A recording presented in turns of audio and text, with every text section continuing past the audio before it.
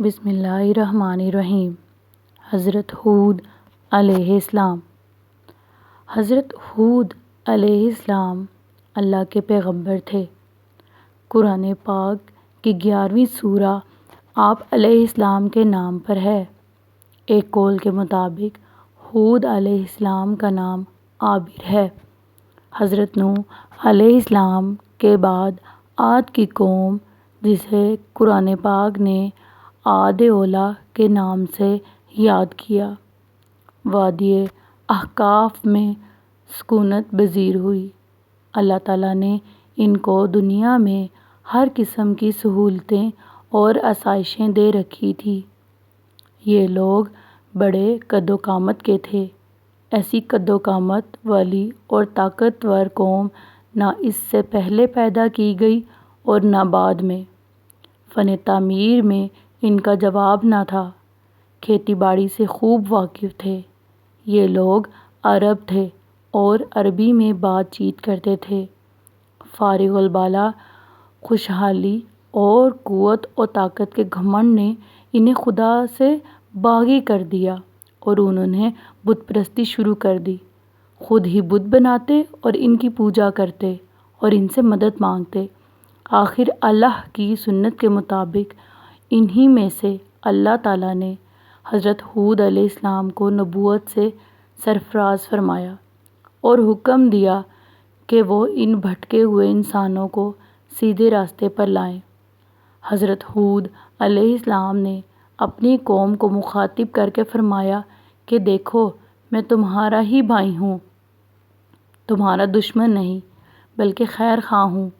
آؤ، برے کاموں سے باز آؤ اور ان کو چھوڑ کر جو نہ تمہارا کچھ بگاڑ سکتے ہیں اور نہ سنوار سکتے ہیں، ایک خدا کی عبادت کرو جس نے اپنے فضل و کرم سے تم کو طاقت اور مال و دولت اور دانائی سے سرفراز کیا ہے۔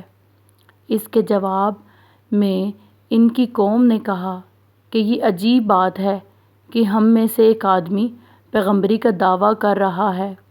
اگر خدا نے پیغمبر بنانا تھا تو صرف تم ہی اس عزت کے لیے رہ گئے تھے، اور یہ کیسے ہو سکتا ہے کہ جن بتوں کو ہمارے آباء و اجداد پوجتے ہیں، ان کو تیرے کہنے پر سے پوجنا چھوڑ دیں۔ حضرت ہود علیہ السلام پر جو لوگ ایمان لائے تھے وہ کمزور اور غریب تھے۔ جب قوم عاد نے کسی بات پر دھیان نہ دیا بلکہ الٹا حضرت ہود پر ہنسنے لگے اور ہر دن انہیں اذیت پہنچانے لگے، تو خدا تعالیٰ کے حکم سے ایک کالا بادل نمودار ہوا، جس کو دیکھ کر وہ لوگ بہت خوش ہوئے کہ بارش آنے والی ہے جو ہماری کھیتیوں کو ہرا بھرا کر دے گی۔ مگر ہود علیہ السلام نے ان سے کہا کہ یہ بادل رحمت کے نہیں بلکہ غضب کے ہیں، مگر انہوں نے حضرت کی ایک بھی نہ سنی۔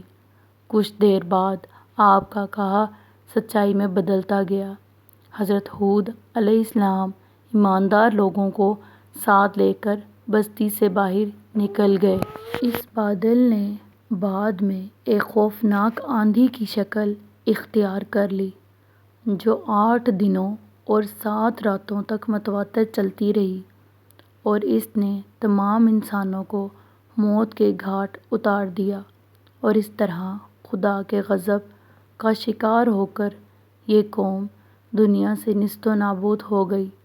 اس واقعے کے بعد حضرت ہود سرزمین حضرموت چلے گئے اور وہاں باقی عمر گزاری۔ اگر آپ کو ہماری ویڈیو پسند آئی ہو تو لائک، سبسکرائب اینڈ شیئر۔ جزاک اللہ۔